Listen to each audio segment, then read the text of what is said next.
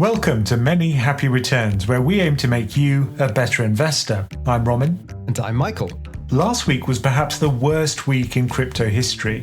FTX, the second largest exchange and standard bearer for the industry, imploded in a storm of allegations and filed for bankruptcy.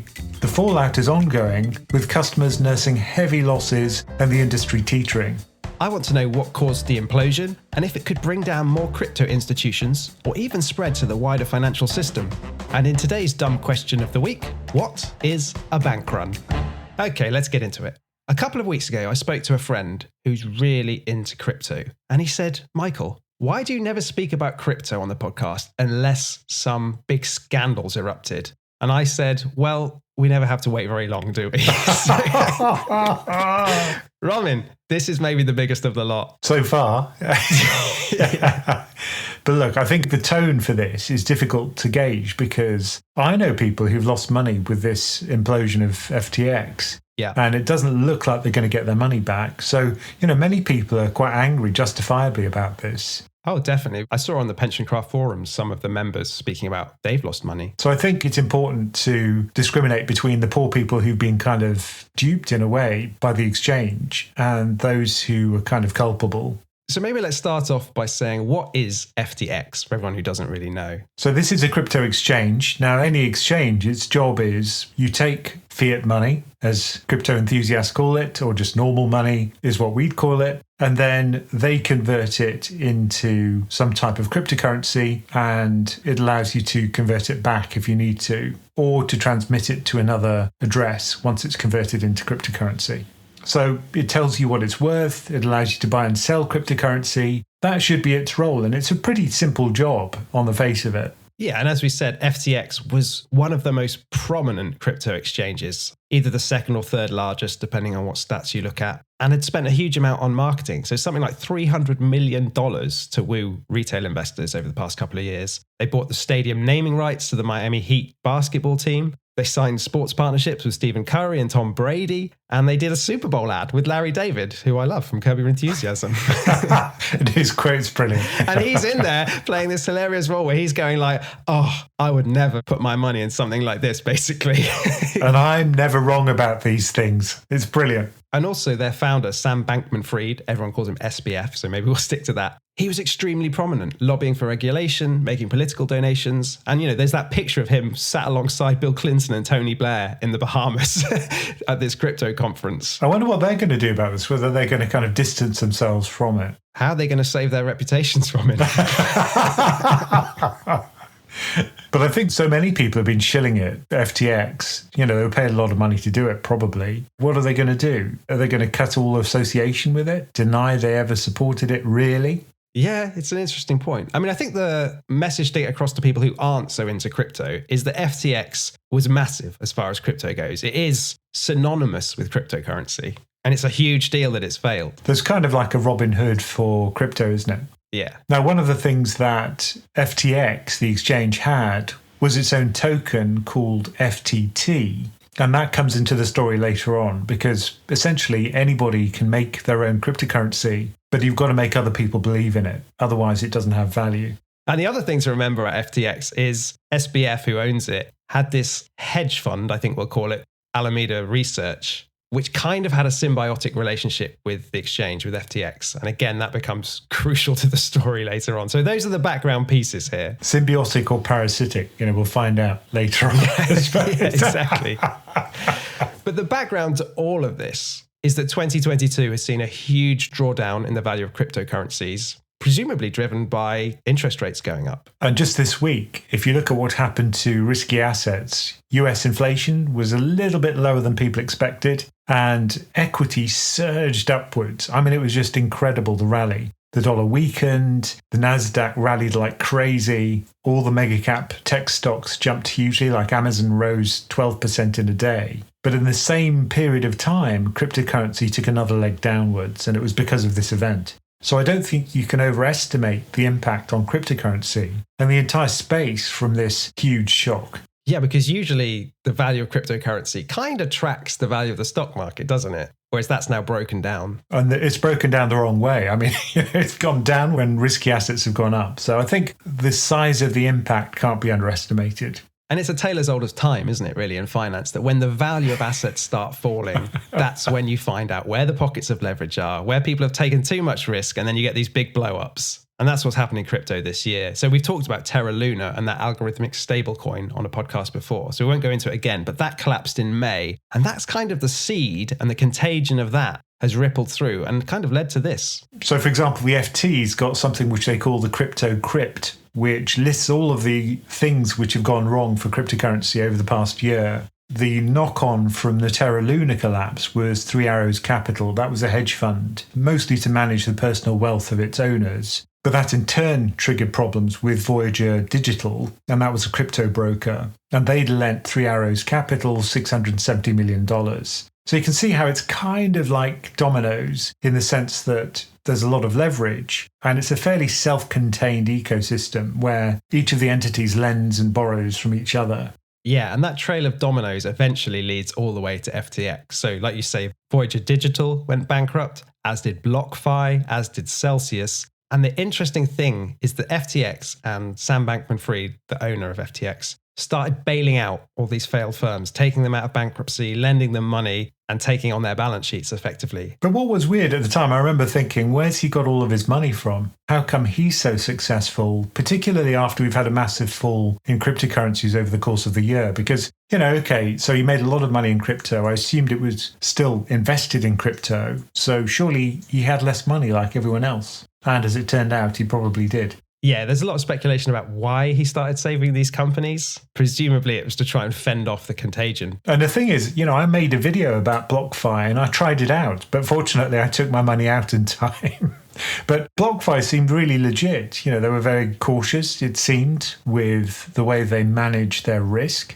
And a lot of people, I remember on PensionCraft, a lot of people in our crypto channel were saying Celsius is really safe. I mean, they all seem like legitimate businesses when you go on the website. I mean, that's the point, right? Their systems function well. It feels like you're interacting with a real broker, which you are, but you don't know what's behind all that. But the point about Celsius was that Mashinsky, who is the boss, was always on Twitter having these kind of open sessions with clients where, you could ask him anything you wanted and he gave kind of plausible answers. But Celsius too has now gone bankrupt and they can't take money because, well, they're bankrupt.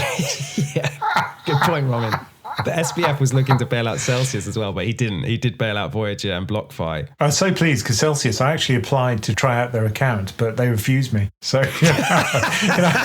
You're too risky for them, are you? You see, my best trades are always accidental. So that was actually a lucky miss. And the thing to understand here is what's the entity that's actually bailing out these failed crypto lenders and brokers? It's actually Alameda, the hedge fund SBF owns, which is associated with FTX. And that kind of becomes crucial because what we've now found out is that at the time, SBF secretly transferred billions of dollars of FTX money, client money, that people had deposited on the exchange to Alameda to pay for these bailouts effectively. And what that was collateralized with, as in what Alameda gave back to FTX, was FTT, their own token. Their own token that they made up. So just to recap, you create a token, so literally that costs you nothing except for the setup fees. Suddenly that gains in value so that it becomes worth billions. You keep most of the tokens for yourself. So you've literally rustled money out of thin air, which is quite impressive.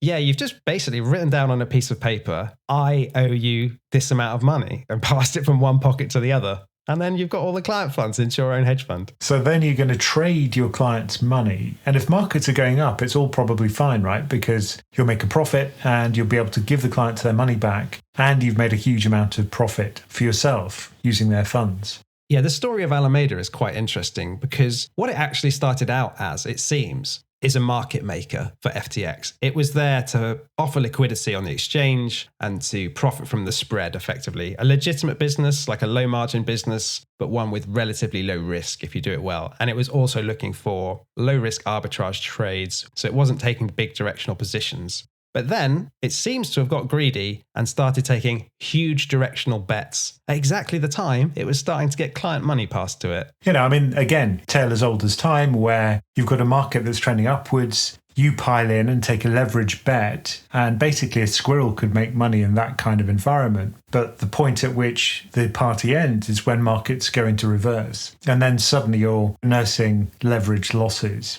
Because the market making business itself isn't hugely profitable. You are literally picking up nickels and dimes, making very small gains on a large volume of trades. They also had a go at yield farming, and that's hugely more risky than just market making. And I know SBF on the Odd Lots podcast earlier this year had quite an interesting description of yield farming himself. So he described it as the magic box. So I think the way he described it was a magic box that only has value because people put money into it. But the way I think of it is kind of like Tinkerbell economics, where if you've ever been to a pantomime at Christmas, at one point it looks like Tinkerbell, the fairy's dying. And the only way you can resuscitate Tinkerbell is if all the children who believe in fairies clap their hands. Yeah. And this is a way for the people in the panto to kind of whip up a frenzy in the children and say, come on, children, I can't hear you, I can't hear you. And everyone claps their hands and then Tinkerbell magically recovers. Well, this is a little bit like that. I thought we said we were trying to try and not be too smug today, Robin. Well, I think you've got to describe it as it is. Yeah. But anyway, look, he described it on this interview, which was on the Odd Lots podcast. I think he actually said the word Ponzi, a Ponzi scheme. And he said that there was a depressing amount of validity to calling it a Ponzi scheme. Yeah, Matt Levine's reaction to his answer was so funny. That was priceless. He said, I think of myself as like a fairly cynical person. And that was so much more cynical than how I would have described yield farming. You're just like, well, I'm in the Ponzi business and it's pretty good. It was shocking. I just don't understand why he would have admitted to that in that interview. But still, they got into yield farming and eventually they started to make these big directional bets. There's always a temptation to do that. Like when I started out in investment banking, we had prop desks which would do that. They'd trade the bank's own money and they made so much money in some years that nobody questioned it. But eventually, of course, what happened is a lot of these markets went into reverse. Those imploded, the prop desks. And surprisingly enough, they don't have it much anymore at any investment bank. So market makers usually take very little directional risk. That seems to be the story of crypto over the last year or two, is that they're learning the lessons that the mainstream financial system learned over the last 100 years on like a speed run.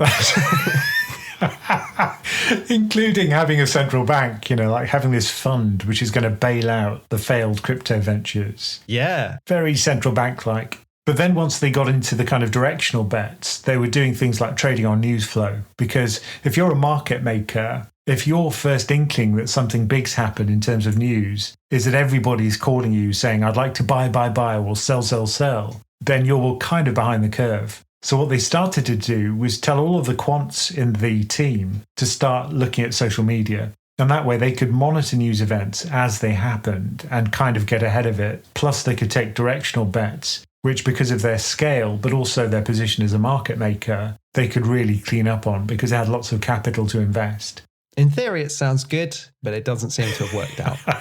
So let's come on to the last 2 weeks then. How did this implosion actually go down? Because it was interestingly triggered in a way by their big rival, the other big exchange, Binance. So here, the Binance CEO, who's called Changpeng Zhao, everyone calls him CZ or CZ, said his firm was going to liquidate its holdings of FTT due to unspecified recent revelations. Okay, so presumably he found out something about FTX, which he didn't like. I mean, you could say it was personal as well, because apparently they used to be friends, him and SBF. Yeah, it's an interesting backstory. So one of the largest early investors in FTX was Binance. So in 2019, CZ invested $100 million into FTX for 20% of the firm, I believe.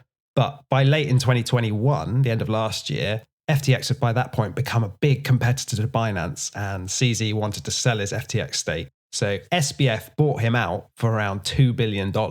And part of that deal involved Binance receiving a lot of these FTT tokens, the native token of FTX. So they held these on their balance sheet, Binance. And then on November the 6th, last week, as you said, CZ, the CEO of Binance, tweeted out As part of Binance's exit from FTX equity last year, we received roughly $2.1 billion equivalent in Binance's token and FTX's token. But due to the recent revelations that have come to light, we have decided to liquidate all remaining FTT tokens on our book. So it's basically like, boom, we're just dumping all of your token on the market.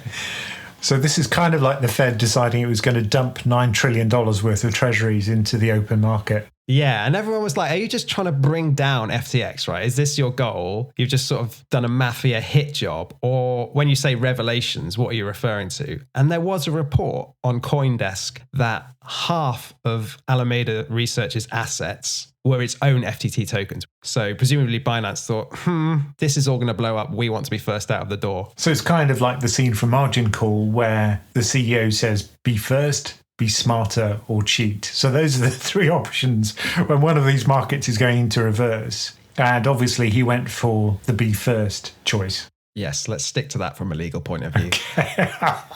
But interestingly, SBF then tweeted out, FTX is fine, assets are fine, FTX has enough to cover all client holdings. And this was November the 7th, right? The day after the big sales. Yeah, so he's basically like, nothing to see here, guys. Everything's fine.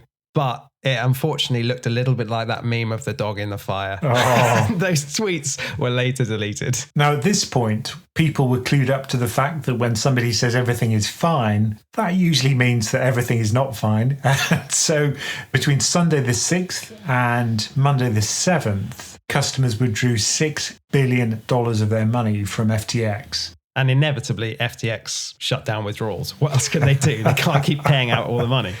Although they should have been able to. And it basically saw the valuation of FTX implode from $32 billion of market cap to zero, basically in a single day. So Tuesday, the 8th of November, there was a joint announcement where both SBF and CZ tweeted out an announcement that Binance was going to acquire FTX. Yeah, which was kind of remarkable because these are the big rivals. Like, if SBF's looking for a bailout for FTX, you'd think that CZ, who caused this whole bank run in the first place, would probably be the last person he'd go to, which kind of said to us, things are not good, right, at FTX if Binance is the only people potentially willing to bail them out. But it was subject load of caveats like, let's do our due diligence. And then the very next day... Sure enough, CZ walked away from the deal. Now, presumably, he did his due diligence and he was worried about what he saw. And what he saw was the balance sheet, I imagine. Now, Ronan, I don't know if a spreadsheet can make you laugh. But if one can, then the SDX balance sheet is the thing. I'm not sure where the FT got this from, but on FT Alphaville, they've actually published a screenshot of what's supposedly the actual spreadsheet. Doesn't look much like a balance sheet to me. I mean, it's literally one page of a spreadsheet, and it's kind of organized interestingly. So we've got a list of liabilities. So far, so good. A list of assets. And the assets are split into three chunks, right? So we've got liquid, less liquid, and illiquid.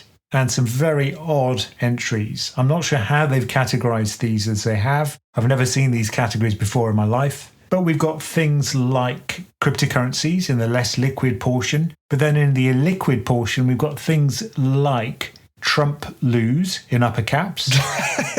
Yeah, I don't know what that refers to. There's $7 million of Trump lose on the balance sheet. I assume it's some kind of spread bet on Trump to lose, like Donald Trump to lose something. Who knows? I mean, that's a small part of the balance sheet, just 7 million. But it's kind of worrying, right? Yeah. You've got this nonsense on there.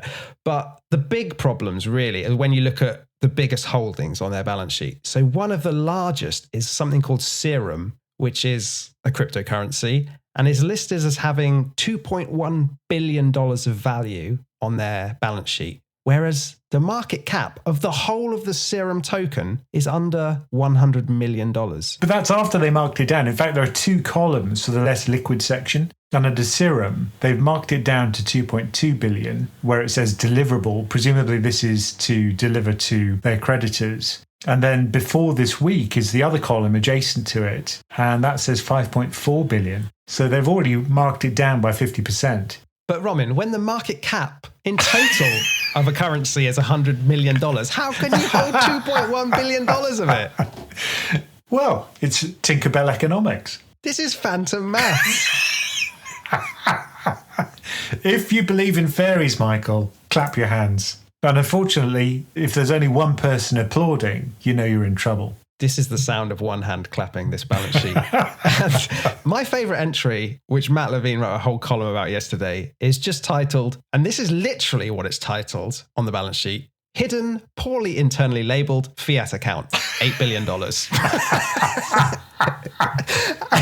On their official balance sheet, hidden, poorly labelled fiat account. Yeah, I'm not sure what that means. So let me just read out from Matt Levine's description of that entry. You cannot apply ordinary arithmetic to numbers in a cell labelled hidden, poorly internal labelled account. The result of adding or subtracting those numbers with ordinary numbers is not a number. It is prison. Yeah, he's not wrong. But the basic conclusion of the FT's article is to say the FTX had maybe as little as $900 million in liquid sellable assets versus $9 billion of liabilities. That's a big hole. But the question is, how did they get into this state, right, where there's this massive black hole on their balance sheet? Now, in any normal company, you're going to have a very careful accounting system. You know, you have auditors who stop you doing this kind of slightly questionable stuff, or very questionable. And obviously, those checks and balances just weren't in place. Yeah, I think that's maybe even understating it. So Reuters reported that SBF had implemented some accounting rules which allowed a back door in their system where he could just at will move customer funds from FTX to Alameda without alerting any accounting controls or any of the accounting team at the company. I don't know if that's true, but that's what Reuters is reporting. And the mechanism, in inverted commas, was built in such a way that no red flags were raised by accounting or internal compliance when the adjustments were made. At least that's what Reuters say. I mean, it's just a bizarre company all around, isn't it? FTX. Yeah, I mean, if you compare this with a traditional money manager, there's just no way these things could happen. Or if they did, the same thing happens. They go bankrupt. Yeah. But that's why traditional finance is so heavily regulated, because this kind of stuff did happen in the past, you know, very early on, maybe even 100 years ago, such that, you know, most people don't even remember. But that's why we have all this crazy regulation in the financial space. If you've got money, it attracts bad behavior. So you have to ensure that these checks are in place. So the upshot of all of this is that FTX eventually files for Chapter 11 bankruptcy in the US. Now, just to explain what Chapter 11 is, if Chapter 11 happens, it's so that a firm is kind of protected from its creditors, and the hope is that the firm can go back into business. Now, there are certain protections which fall into place when it happens, and the idea is that you protect the capital, and this is to ensure that creditors can be repaid. Yeah, you say protect the capital. The very next day after the bankruptcy, FTX is hacked. Let's say it's hacked. And $600 million of their remaining assets just are flowing out. And you can see it happening on the blockchain. They're all flowing out. It's so funny. I first realized this when I saw a tweet about someone saying, look at this address. All of this money is being moved into this address. I thought, that's odd. And then sure enough, it's kind of like one of these cartoons in Mickey Mouse where, you know, they do a bank heist and they're sucking money out of a vault with a kind of hoover. I mean, I don't want to prejudge the inevitable investigations that are going to happen here, but it doesn't look good, right? To claim a hack the day after the bankruptcy. The funny thing is that SBF resigned as CEO of FTX at the same time, and the man who was appointed as the interim CEO is John J. Ray III. And this is the same man who led Enron through their bankruptcy proceedings. They say history doesn't repeat, but it rhymes. But I was looking at the bankruptcy filing, and I was kind of staggered by the fact that in section A19, they say that there could be more than 1 million creditors in these Chapter 11 cases. As such, the debtors submit that cause exists to modify that requirement such that the debtors will file a consolidated list of their top 50 creditors, the top 50 list. So it's kind of like top of the pops for creditors, but do you remember top of the pops, Michael? Yes. Okay. But look, they've got so many creditors that they're even having to restrict the list of people they owe money to. So I think the proceedings will be so complex, and we've got over 100 legal entities under the FTX hood that, you know, it'll keep lawyers in business for years to come. And I can't imagine that creditors, people who've lost money on the exchange, the institutions that put money into FTX, I can't believe they're going to get much recompense at the end of the day. I just don't think there's going to be the money there. But what shocked me was the list of investors. And, some of the people are the usual suspects. So, for example, SoftBank has invested a lot of money into FTX, but also companies like BlackRock. I was surprised by that. And another one was the Ontario Teachers Pension Plan. Now, why is a teacher's pension plan investing in FTX? Yeah, they only put a relatively small amount of money in compared to their plan, but it doesn't look good, right, for the due diligence at a pension fund. When you're saying, well, if you're putting money into something like this, what else are you putting money into? But my favorite of the investors in FTX was Sequoia Capital, which is a venture capital firm. And they've actually released transcripts of why they invested in FTX. This was around on the internet before. And so they were on a Zoom call with SBF. And in their chat at the side of the Zoom call, as SBF's talking, one of the partners at the venture capital firm says, "I love this founder," all in caps. One says, "I am 10 out of 10, guys." Another says, "Yes!" exclamation marks. They're basically sold on this vision where SBF is saying that his company is about the future of money itself, with a total addressable market of every person on the entire planet. But what they didn't really know is that while this was going on, this exact Zoom call, SBF is sitting there and playing a nice game of League of Legends on his computer, the computer game, throughout the whole meeting. And he's just spieling while playing League of Legends. And this is one thing about him. If you hear his interviews, he's absolutely brilliant because he speaks in these full sentences, beautifully structured paragraphs where he expresses his ideas very clearly. And apparently he can do it at the same time as playing League of Legends. However, FT AlphaVille looked at his score on League of Legends and apparently he's not very good. Yeah, if they'd known that, right, at the time they were investing, maybe they think, maybe he's not great at running a crypto exchange either. You're right, though, that to me, the most interesting part of this story is not big crypto firm blows up. That happens, right? The story here is that this is the most prominent and sort of institutionally accepted of all the crypto firms. Like you say, SBF was the kind of genius that was held up as running it. So, as is always the case in these stories, he made the front cover of Fortune magazine, and the title of the piece is "The Next Warren Buffett." That's a curse, isn't it? As always. So who else have we seen that happen to? Cathie Wood. Yeah. We've seen it happen to Elizabeth Holmes.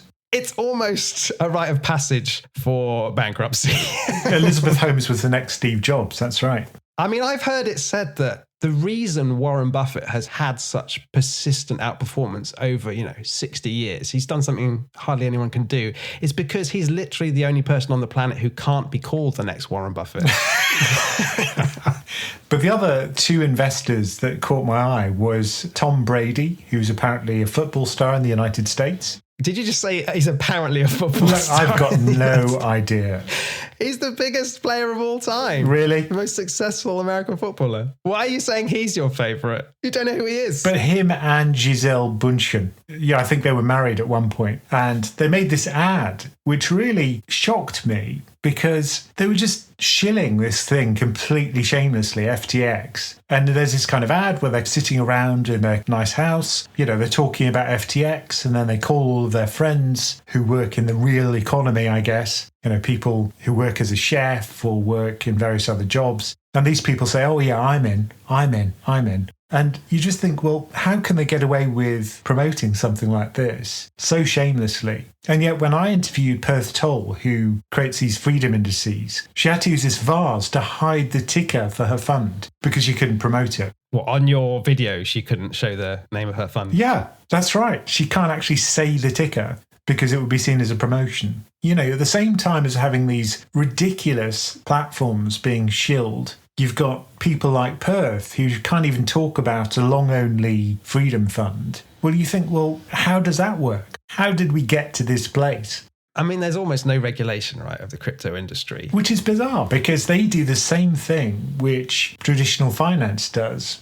Well, they're certainly promoting themselves in the same way. If you're thinking about red flags, right, it's a company based in the Bahamas. They're completely unregulated. They're running huge marketing campaigns. These to me are red flags. If you look back on the year 2000 in the dot-com bubble, 11 dot-com startups bought ads in the Super Bowl that year. But within 3 years, 8 of those 11 companies have gone bankrupt or been acquired. Right, for like massively knocked down prices. Same thing this year, right? So the crypto firms that advertised in the Super Bowl, FTX, Coinbase, Crypto.com, right? FTX is just blown up. Crypto.com is wobbling, let's say. Coinbase hopefully will be okay. But like, if I'm seeing speculative companies spending huge amounts of dollars on celebrities and advertising in the Super Bowl, I'm thinking twice about putting money with them. Yeah, in terms of red flags, I guess, there's the Forbes effect. But at the end of the day, it shouldn't really be on retail investors and consumers to dig into the balance sheets as much as you can find them of different exchanges and see what's regulated by whom and how safe they are, right? That's the job of the regulator, to not let people put money into these things. But the question is, which regulator? There isn't a global regulator. There are just individual country regulators. So simply by moving domicile, these companies can kind of get around it. But if you sell financial services into a country, then I think you should be regulated also by that country's regulator. That's the way it usually works. So I just don't understand how crypto got around that. The way I see it, another cheesy metaphor is that cryptocurrency itself is a beautiful thing. Mathematically, it's based on very hard proofs which ensure the integrity of the blockchain. Particularly if you're a nerd like me, I find it very attractive. But in order to get your money from the real world into that beautiful crystalline cathedral, you have to crawl through this sewer pipe of intermediaries, such as the exchanges, such that by the time you get into the crystal temple, you're covered in poo. It's interesting you say that, because if I was going to hold any cryptocurrency, I would definitely try and self-custody it and not be reliant on an exchange for holding it. And I've heard it said that the role of an exchange in cryptocurrency is like the role of a public toilet. Get in, do your business, and get out. Don't stay in the poo. But it's such a pain to do. You've got your little USB stick, which is quite fiddly. You have to kind of plug it into the computer. Every time you trade, you have to move it back into the physical storage, which you can then lose, of course. I just think it wouldn't fit with my lifestyle to do that. If it goes down that route where everyone has to do that, it won't become mainstream. No. Right? Most people aren't going to bother with that. And it kind of gets to the heart of the question of what is crypto for? I still don't have an answer to this question, Romin. When I'm thinking about mainstream finance, what it's for ultimately is capital allocation.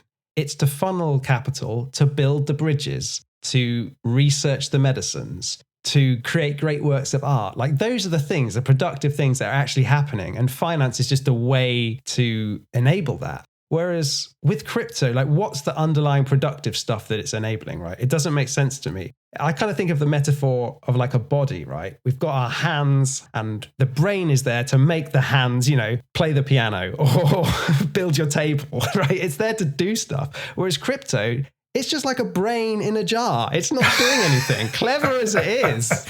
It is a technology looking for a use. But I think a lot of the excitement around crypto was that it was kind of an alternative to, your mum and dad's traditional finance. That's the way many people saw it. It was a kind of new, exciting thing which would sweep away all the old stuff and reinvent the way we conduct business. But as you say, they're just reinventing a lot of the stuff that you had with TradFi, but just clothed in new format. I saw that CZ is now talking about creating what is effectively a central bank. Yeah, he wants to set up a crypto recovery fund, the lender of last resort, effectively. Yeah, which is like a central bank. And that's what we said earlier, that like crypto is learning the lessons of traditional finance on a speed run. But it's doomed to, because if you have similar problems, you'll come up with similar solutions. In some ways, it's good. So, for example, right, if you are living in a country where it's very difficult or expensive to transmit money, then things like Tether do provide a way to do that. So if you have a stable coin, which is linked to the US dollar, and it does manage to keep the peg, then you can send money very quickly across the world and very cheaply. So it does have some uses. Now, you don't necessarily have to do it with cryptocurrency. There are other ways to do it, but the options are limited for some people. One of the questions people are asking now is, what is the fallout going to be for crypto in the longer term? So we saw that the root cause of FTX's implosion was kind of the Terra Luna blow up earlier in the year, and then the Voyager Digital blow up, and kind of the contagion from that has taken 6 months to play out. FTX invested in hundreds, literally hundreds of other crypto institutions and companies. Presumably the blowout from this could be massive over the next 6 months. And that is, I guess, why Binance is trying to get ahead of the game and set up a recovery fund. What do you think? Yeah. I mean, I had an email from BlockFi, which I'd already taken my money out of, but they said that, look, we've got to stop taking client money because we were bailed out by FTX, and it's very sad, but, we're going to have to step back from the market. So, that's just one of many, many dependent entities which are going to be affected by the FTX blow-up. And I think at the moment, it's stayed fairly well contained within the crypto space, because that's where you get most strong relationships between cryptocurrency entities. There isn't, for example, a broker like Robinhood, for example, which is going to be negatively impacted by this, at least not immediately, at least not what I know of. To me, that's the big indictment here of cryptocurrency, is you've got the second biggest exchange blowing up, and it's had no effect on the mainstream financial system. People kept saying, institutional money is coming into crypto. If that were the case, this would be affecting everyday lives, and it's not. But that's a blessing, right? I mean, if it was going to affect everyday lives, this would be huge. It would be like an Enron or like a Lehman moment for the entire economy globally. Perhaps that's an argument then in favor of not regulating crypto. If it was regulated, you would see these links built up between the mainstream financial system and crypto. And when you get a big blow up in crypto, it would start taking down investment banks, for example, or whatever it might be. Whereas if you keep it as something of a grey area, it means you can't get the big players from mainstream finance directly involved, and it's kind of siloed. Or mainstream finance is always attracted to a place where there's profit. And what would happen is they'd get involved anyway, regulated or not. That's more likely to have blow-ups if there isn't some regulation for cryptocurrencies and platforms that deal in cryptocurrencies. So, I'm not convinced that a lack of regulation is the solution. Yeah, I was just playing devil's advocate. But, this would have been way worse, right, if Goldman Sachs owned 30% of FTX. Oh, yeah. I mean, clearly that would have been catastrophic. But it's interesting that FTX was the poster child for traditional finance adoption of cryptocurrency because companies like BlackRock had invested some money. I mean, one other question I have is, why is Bitcoin so stable right now? It's kind of been trading in the $16,000 to $20,000 range for months. That's much lower volatility than you usually see. Why is that happening? To me, that looks suspicious. Well, look, volatility is an information flow measure. So if there's a lot of information, then you'll see the prices adjusting a lot. Well, now the Fed's whacked up rates. There hasn't been a huge macro change recently. And another way to see a lack of volatility is death, right? So if there's a lack of interest, then there's not going to be much volatility. Volume's just going to be lower when there's a lack of interest. But this thing goes in cycles, right? Every time there's a new shilling cycle, I'll get lots of offers to to discuss cryptocurrencies and cryptocurrency platforms, to which I always say no. Oh, come on, Roman. You can be that link between mainstream finance and crypto. Someone's got to do it. Unlikely. But eventually it's going to cycle again, I suspect. Because I was wondering, is there some cabal of rich cryptocurrency platforms which are exposed on the long side and so are propping up the value of Bitcoin and other major currencies? If this was mainstream finance and one of the huge banks blew up, everything would be crashing. But everything has crashed. Yeah, so we've gone from above 20K, so 20,600. This was on 7th of November before it all panned out. Then it fell to about 15,700. Currently, it's around 16,800. I'm just paranoid, Roman. I'm just expecting it to be ground into the dust. And it's holding up better than I thought. This is the thing. I mean, the cryptocurrency itself isn't the thing to blame here. Cryptocurrency's chugging along nicely. It's doing what it's supposed to do. The really toxic thing is the sewage pipe of intermediaries, which you have to get through to get to it. And the thing I love about all of this is that Michael Lewis, who wrote The Big Short, like the most prominent financial journalist in the world probably, has been literally following SBF around for the last 6 months for a book. His timing could not have been better. They're already out pitching the film rights. I'm sure Jonah Hill is clearing his diary. I will watch this movie. Yeah, it's going to be good. But look, if you look at the arguments for having an ETF for Bitcoin and cryptocurrency, I think it's pretty clear that there is a really strong case, because what would happen then is that the fees would suddenly fall dramatically, because all of the fees would be done indirectly by the institution that runs the fund. And then the fee for actually trading the ETF itself would be negligible. So you could get exposure very cheaply without having to crawl through the sewer pipe. I mean, I do feel really bad for just normal people who have lost money to this crypto blow up and all the others in the past, right? Because most people are well-intentioned. They think it's going to be much bigger in the future. They like the technology, whatever. I mean, what are the learnings if you still like crypto and you want to invest in it? What would you take away from this saga? I think it's really difficult to know which are the safe exchanges. I don't think there are any safe exchanges. The reason exchanges might be safe in mainstream finance is because of the regulation, because of the government guarantees of deposits, because of the capital controls they have, where they have to hold a certain amount of capital in reserve. Like those things don't apply to crypto, so there is no safety. And also the money separation rules. So for example, in the UK, you have to keep client money separate from firm money, which clearly FTX did not do. Yeah, they commingled FTX's client money with Alameda, the hedge fund's money. I mean, that was the whole point. That's why it all went wrong. If those things were in place, it would be a lot easier. But I think it's difficult to invest in cryptocurrency until that regulation is in place. I mean, I guess you have to do what we always talk about if you're keeping money on exchanges is diversify, right? Diversify, maybe split it across multiple platforms. And there's not much else you can do, because they could just be lying about their balance sheet. So how can you judge as a normal investor what it is they've got?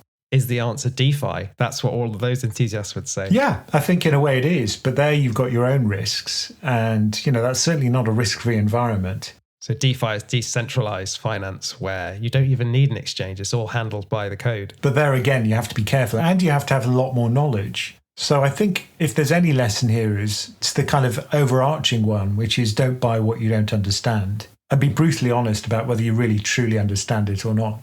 Yeah, because nothing could have looked more legitimate than FTX. Well, not SBF, he looked like an absolute clown, but the exchange itself, functioned really well. It was a good product. You wouldn't know that all of this was going on behind the scenes. No, and I think for the average investor, all I'd say is don't invest on the back of some celebrity endorsement. Make sure you understand what you're buying and don't risk more than you can afford to lose, particularly for something speculative.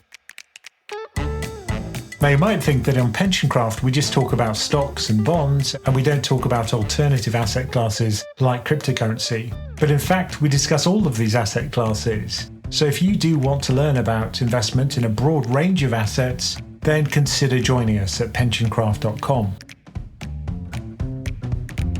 Okay, today's dumb question of the week is, what is a bank run? Because this term is used more or less every time a big institution blows up in finance. And it almost seems to be a kind of self-fulfilling prophecy, like, oh my God, there's a bank run, it's all going to go wrong. So what is it? Well, my first experience of a bank run was when I watched Mary Poppins, where this little boy goes to a bank teller and says, please, sir, I'd like my money back. And then the person behind him thinks that there's something going on. So he says, I want my money back. And then eventually the entire bank is swamped with people trying to get their money back. And of course, the bank doesn't have the money if everybody asks for it back at the same time. My question is, have you been sponsored by Disney today? We've got Tinkerbell, Peter Pan, Mary Poppins. That's just the way I see the world, unfortunately. So that's a bank run then, is that the bank can't pay people back their money fast enough. But the thing to understand is the difference between liquidity and solvency.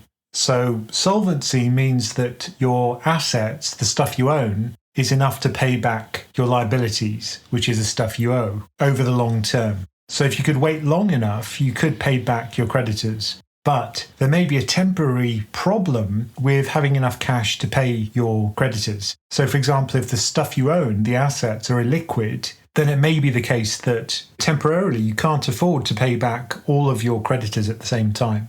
Because I've heard it said that the main role of a bank is to borrow short and lend long. Like that's kind of what they do. Lending is part of the business, and leverage is the way you scale it up so that it makes economic sense. Because if that's the case, a bank is always going to be vulnerable to a bank run, no matter how well run they are. Yeah, you can't avoid it. The only way we found of avoiding bank runs is to have a lender of last resort. So before we had central banks, there were bank runs all the time. So if you look at the UK in the 19th century, in fact, it goes into a lot of this fiction that you get from the 19th century, where a family is entirely ruined because, their bank essentially becomes insolvent and then goes bankrupt. So central banks, as a lender of last resort, avoid that.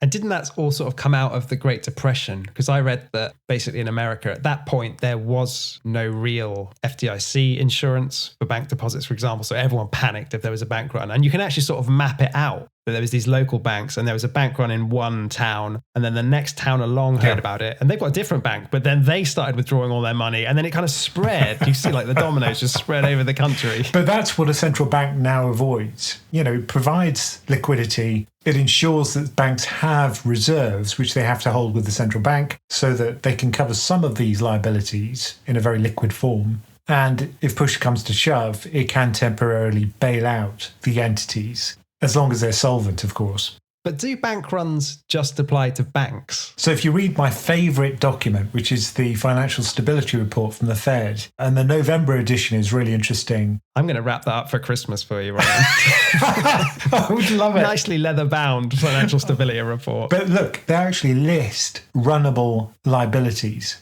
Now, what does that mean? Well, firstly, it's huge. It's $19 trillion in the United States. So let's say you've got a money market fund. Now, these are the safest funds you can have, really. It's really just like cash. You put in $1, you can take out $1 at any time, and you earn a tiny rate of interest. Because they invest in super safe stuff, like certificates of deposit or really short-dated government liabilities, or to add a bit of juice, some commercial paper. So all of this stuff has a duration of less than 180 days. So it's got very little duration risk, very little credit risk, and very little return. So why is that runnable? Well, because it's not money. It feels like money. It smells like money. It's called a money market fund, but it's not money. Because what could happen is that everybody could pull out their money at the same time. And if that happens, there'll be forced sellers of all of these assets. Now, one thing that worries me at the moment is that if you look at things like Tether, stable coins, what are they going to buy that pegs their value to $1? Well, they buy exactly the same things as money market funds. Yeah, they do have commercial paper. They do have shorter dated treasuries. So if everybody runs out of stablecoin at the same time, at the moment it's probably not big enough to bring down money market funds. But what will happen is the value of the assets will fall. Because there'll be a fire sale. There'll be a fire sale. Then people pull money out of money market funds because they break the buck, as it's called. The value falls below $1. And then we get this kind of downward spiral. Tether did very briefly. Yeah, I noticed that. Get down to 97 cents last week. Just for tick down. You look at the graph but yeah, it's there as a risk for sure. But these runnable liabilities, so money market funds make up about 4.5 trillion of that, I think, from memory. But 19 trillion is the total amount of runnable liabilities. And the Fed's worried about it. You can tell because they measure it. If they didn't measure it, it would show they weren't worried about it. They should measure it, but don't put it in the report. Don't scare us with that. But I think in crypto, some of the implosions we've seen, so especially Terra Luna, that was all kind of a fiction, how that was constructed. Go and listen to our episode if you want to know how. But that was basically a bank run. People were pulling money out quicker than they could print it. But things like this, things which do enter a death spiral, it does require a lender of last resort. And ultimately, the Fed would be the one that bails out money market funds. They would step in. Something that big is systemically important. So you can bet the Fed would step in if money market funds started to sell off. They wouldn't save the stablecoin, interestingly, I don't think, but they would save the money market funds. Because we've talked about crypto regulation, and that is, to me, the most urgent bit. Forget all the Bitcoin and all the exchanges. You've got to regulate those stable coins because they're pegged to $1. Yeah, if it quacks like a duck, it is a duck, right? It is like a bank, and it does pretend to be like money. So yeah, I think that's true. Thank you for joining us for Many Happy Returns. It would be great if you could leave us a quick rating or review on Apple, Spotify, or wherever you listen to the show. And do remember to check out PensionCraft.com for all the information about our membership, courses, and investment coaching options. Many Happy Returns is a PensionCraft production, co-hosted and executive produced by Romy Nakiza and Michael Pugh. This podcast is for informational and entertainment purposes and is not financial advice. We do not provide recommendations or endorse any decision to buy, sell, or hold any security. We cannot be held responsible for any actions listeners may take, and investors are encouraged to seek independent financial advice.